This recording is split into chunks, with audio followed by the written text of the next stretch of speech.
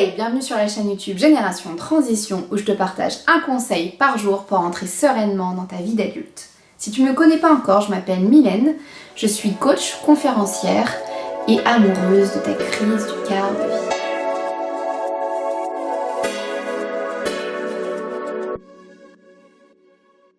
J'imagine que, comme la plupart d'entre nous, toi tu veux que ton job il soit unique, qu'il soit grand, qu'il soit singulier, qu'il soit original.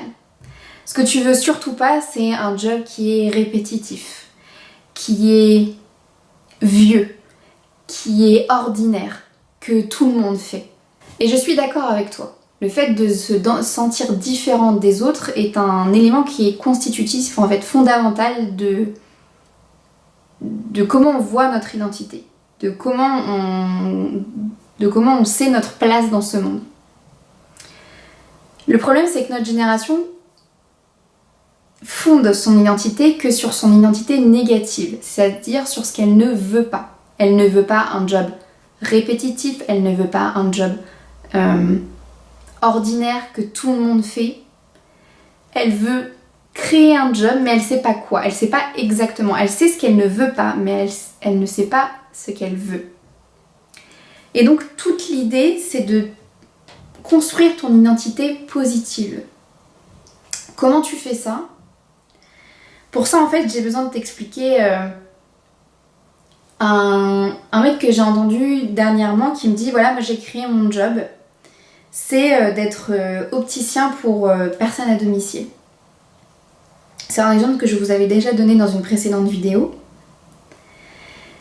Et donc, il est quand même parti de quelque chose qui existait pour créer son propre job.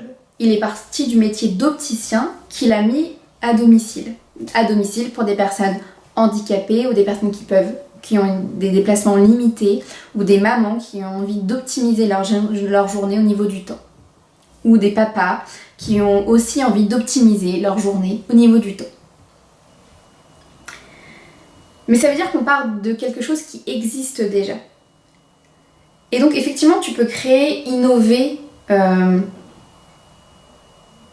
trouver un job qui n'existe pas du tout encore, mais en fait, souvent ça commence par partir de ce qui existe déjà, et c'est dans ce qui existe déjà, dans la contrainte, qu'on se permet de pouvoir après créer quelque chose de nouveau. C'est comme pour des personnes qui personnalisent leur costume, tu vois.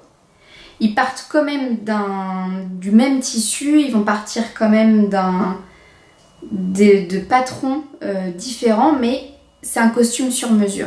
Donc ils ont créé quelque chose, mais ils sont quand même partis de choses qui existent. C'est comme quand tu veux un vélo personnalisé, sur mesure, à ta taille, avec un cadran qui est exactement aux dimensions de tes mains, de ton corps, que tu veux que la selle, que les roues, etc. soient à la bonne vitesse pour que quand tu ailles du point A au point B sur ce chemin, ça soit exactement optimum. Et ben, c'est des gens qui partent quand même de l'existant. Parce qu'ils vont aller acheter la roue à un tel endroit, le cadre à un tel endroit, qui vont prendre des mesures. Enfin bref, tu pars de l'existant pour quand même créer quelque chose de nouveau.